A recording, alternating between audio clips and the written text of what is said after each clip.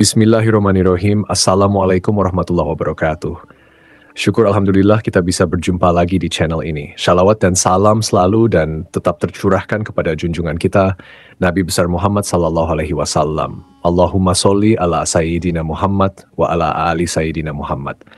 Harapan dan doa saya semoga saudaraku semuanya selalu diberikan kesehatan, dilapangkan rezekinya, diampuni dosa-dosanya dan dipanjangkan umurnya. Amin ya robbal alamin. Sahabat beriman yang dirahmati Allah, selama ini kita mungkin berpendapat orang yang meninggal itu tidak akan merasakan sakit ketika jasadnya dimandikan.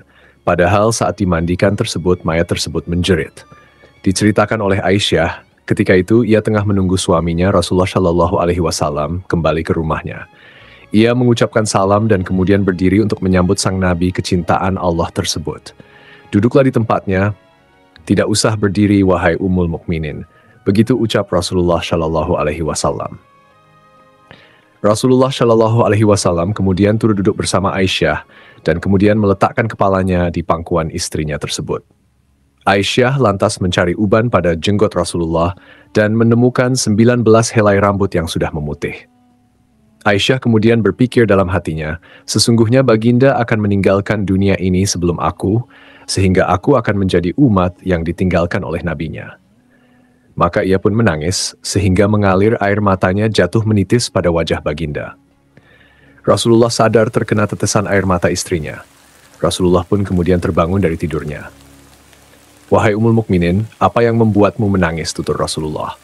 Aisyah kemudian menceritakan apa yang ia rasakan setelah melihat uban Rasulullah Shallallahu Alaihi Wasallam. Tahukah kamu kondisi apakah yang paling menyusahkan bagi si mayit? Kata Rasulullah Shallallahu Alaihi Wasallam. Tidak ada kondisi yang paling menyusahkan atas diri mayit selain saat keluar dari rumahnya. Anak-anak yang ditinggalkan berada di belakangnya dan menangisinya, kata Rasulullah.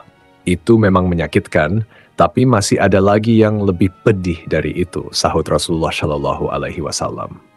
Tidak ada kondisi yang lebih berat atas diri mayit selain saat dia dimasukkan dalam liang lahat dan dikubur di bawah tanah. Para keluarga, anak, dan istrinya meninggalkannya pulang. Setelah itu datanglah malaikat Munkar dan Nakir dalam kuburnya, ujar Aisyah. Baginda kemudian tersenyum simpul mendengar jawaban istrinya ini. Beliau lantas menjelaskan bahwa sesungguhnya saat yang paling beragi mayit adalah ketika datangnya tukang memandikan mayit. Pemandi jenazah biasanya akan melepaskan cincin yang dipakai si mayit, melepaskan pakaiannya, kemudian memandikannya. Saat itu roh akan menjerit keras dan suaranya dapat didengar oleh seluruh makhluk, kecuali jin dan manusia.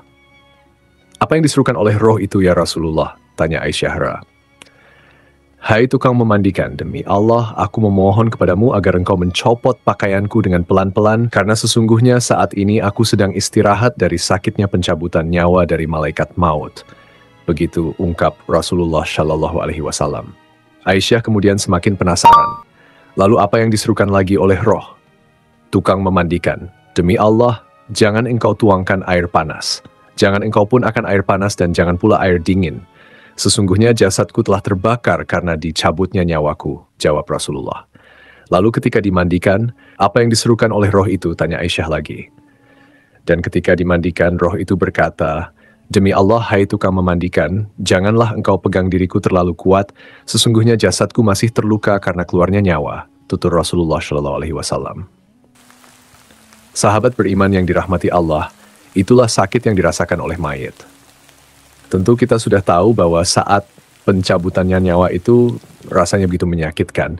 Dan bahkan Rasulullah Shallallahu Alaihi Wasallam pun merasakan hal yang sama. Dan bekasnya masih terasa hingga saat dimandikan. Jadi bagi Anda yang suka memandikan jenazah, dengarlah jeritan roh.